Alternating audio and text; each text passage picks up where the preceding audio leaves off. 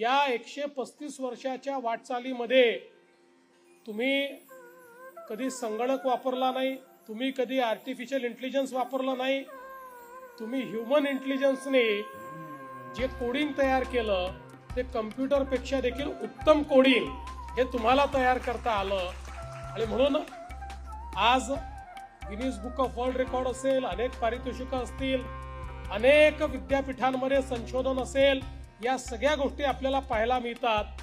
आणि जगातल्या supply chain मधले लोक, त्याचा अभ्यास करणारे लोक, मॅनेजमेंटचा अभ्यास करणारे लोक आश्चर्यचकित होतात की मुंबईमध्ये एखाद्या गवतामध्ये सुई टाकून दिली तर ती सुई शोधणं जेवढं कठीण आहे तेवढंच कठीण हे डबे मिळवणं आणि ते योग्य ठिकाणी पाठवणं हे असताना देखील एकही चूक एकाही दिवशी आमचे डबेवाले करत नाही, 1 मिनिटाचाही उशीर करत नाही.